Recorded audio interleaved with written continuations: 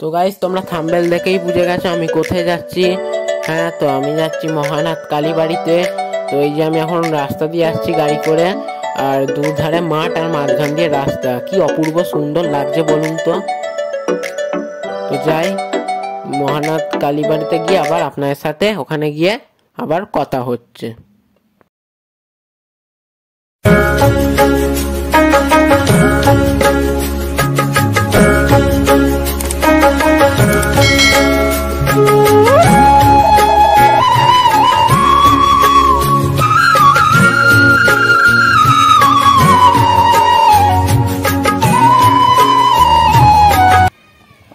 তো hi guys, welcome to my channel blog A happy day. তো তোমরা কেমন আছো সবাই? আই হোপ যে তোমরা খুব খুব খুব ভালো আছো। নতুন ব্লগে আপনাদের স্বাগত জানাই। তো আমি এখন চলে এসেছি মহানাথ কালীবাড়ি বা ব্রহ্মময়ী মা কালী। তো দেখতেই পাচ্ছেন মন্দিরে আমি চলে এসেছি। তো আমি ভেতরে যাবো, আপনারা পুরো ব্লগটা দেখতে থাকুন, এবং যদি ব্লগটা ভালো লেগে থাকে অবশ্যই একটা লাইক করবেন, শেয়ার করবেন, এবং আমার চ্যানেলটিকে সাবস্ক্রাইব করে পাশে থাকবেন। তো আমি ভেতরে যাবো, ভেতরে গিয়ে আপনাদের সব দেখাবো। তো তোমরা পুরো ব্লগটা দেখতে থাকো।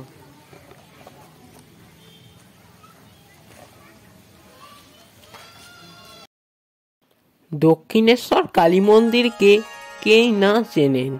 যেই মন্দিরের অনুকরণে এই দক্ষিণেশ্বরের মন্দির তৈরি হয়েছিল তা আমরা কেউ জানি না এই জায়গার কথা। তবে প্রাচীন ইতিহাসে জায়গা জুড়ে অবস্থিত কেউ জানেন না এই জায়গার নাম।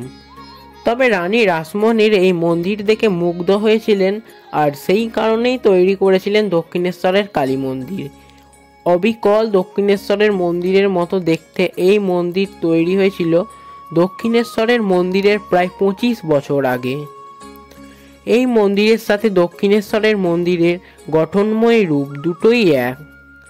হুগলি জেলার অন্যতম মন্দিরের মতো জাগ্রত এই মহানাথে ব্রহ্মময়ী কালী মন্দির।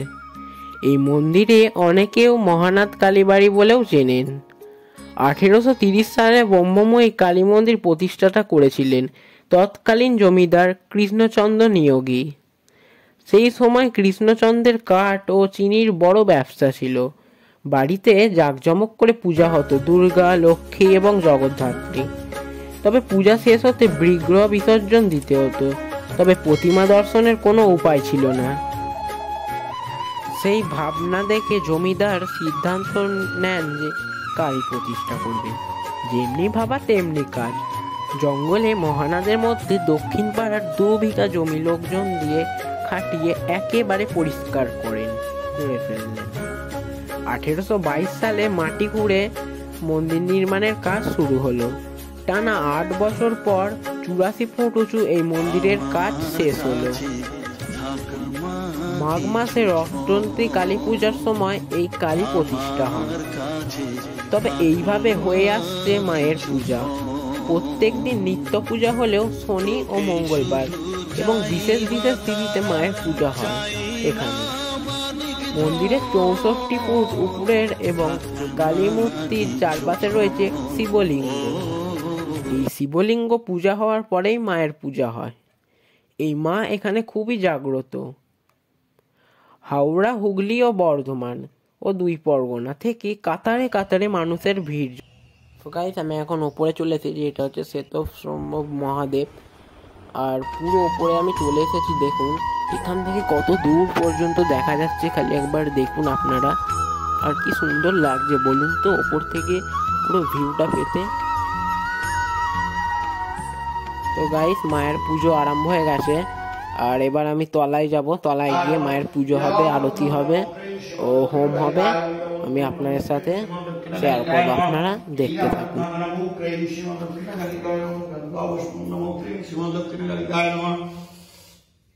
শচন্দন গন্ধ নম ক্রীং সীমা দক্ষিণ গালিকায় পুষ্প নম ক্রীং সীমা দক্ষিণ গালিকায় নম वेदमयी शोषण वासन धीमहि तन्नो प्रचोदयात् ओम नमो क्रीं सीमा दक्षिण गालिका देवता तद विश्वकर्मं पदं सुधावसन्ति सूर्य देवीवत पुरातम नमो नारायण क्रीं सीमा दक्षिण गालिका देवता वेदमयी शोषण वासन धीमहि तन्नो प्रचोदयात् ओम वनस्पति रसनि पूगंडु सुरभोजन सुप्रकाश महादीपु शंभोति व्यापक ज्योति चंद्र ज्योति रवि ज्योति तदैव एषति प्रज्वलित धूपदीपो नमो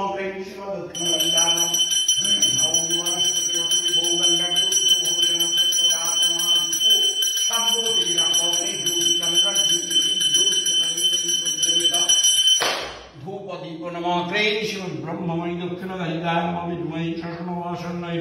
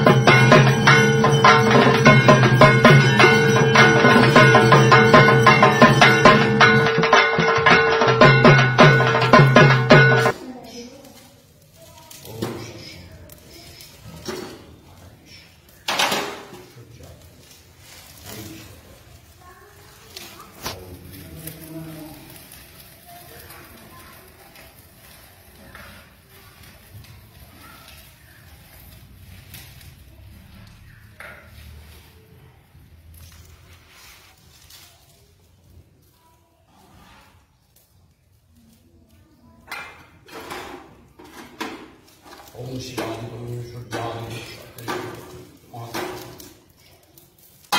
ओम क्रीं श्रीमद्दक्षिणगलिकदेवताय शशमवासु क्रीं श्रीमद्दक्षिणगलिकदेवताय स्वाहा क्रीं श्रीमद्दक्षिणगलिकदेवताय स्वाहा ओम क्रीं श्रीमद्दक्षिणगलिकदेवताय स्वाहा क्रीं श्रीमद्दक्षिणगलिकदेवताय स्वाहा ओम महाकाल ओम वास्तुदाय श्रीमद्दक्षिणगलिकदेवताय सुजानि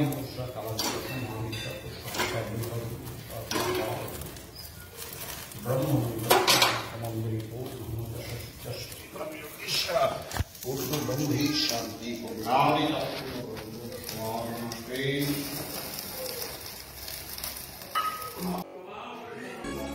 মায়ের পূজার কারণে। তবে মন্দিরের ইতিহাসে অনেকেরই অজানা। 84 ফুট উঁচু নবরত্ন মন্দিরটি কৃষ্ণচন্দ্র নিয়োগের অসাধারণ কীর্তি। মন্দিরে 64 ফুট উঁচুতে অর্থাৎ তন্ত্রমন্ত্রে 64টি জগনী স্তর পার করে মন্দিরের সর্বোচ্চ স্তরের মধ্যমাকে অবস্থান করেছে শ্বেতবর্ণ হংসেশ্বর শিবলিঙ্গ। একতলায় রয়েছেন মা ব্রহ্মময়ী কালী। মন্দিরের গঠনশৈলী দেখে অপ্রভূত হন তিনি রানী রাসমণি। এই মন্দির দেখে রানী রাসমণি অবিকল। কিছুদিন পরে রানী রাসমণি এই মন্দিরের লোকজন এবং মন্দিরের খুঁটিনাটি মাপজোক খাতায় সব লিখে নেন এবং শেষে এই মহানাথ কালীবাড়ির আমলে তৈরি হলো দক্ষিণেশ্বরের ভবতারিণী কালী মন্দির এবং দীর্ঘ 8 বছর ধরে চলল মন্দির নির্মাণের কাজ। 1855 খ্রিস্টাব্দে উদ্বোধন হলো দক্ষিণেশ্বরের কালী মন্দির। এই বিষয়টা হয়তো লোকে মুখে শোনা কাহিনী, সেই কারণে মতবিরোধ রয়েছে অনেকের, কিন্তু এক সময় পূর্ব ভারতের অন্যতম স্থান ছিল এই জায়গা মহানাথ।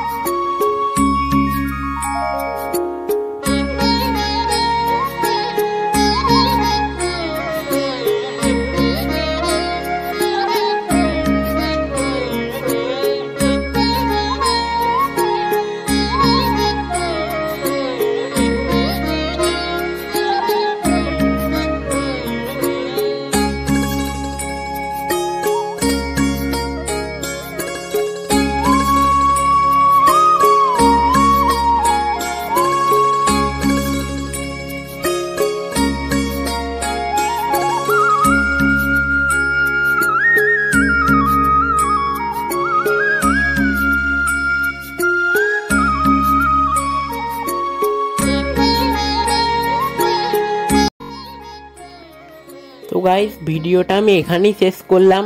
আর ভিডিওটি কেমন লেগেছে আমাকে অবশ্যই কমেন্টে জানাবেন এবং যদি ভিডিওটি ভালো লেগে থাকে লাইক করবেন, শেয়ার করবেন এবং আমার চ্যানেলটিকে সাবস্ক্রাইব করে পাশে থাকবেন। সবাই ভালো থাকবেন, সুস্থ থাকবেন। দেখা হবে পরের কোনো একটা পর্বে। ততক্ষণের জন্য নমস্কার।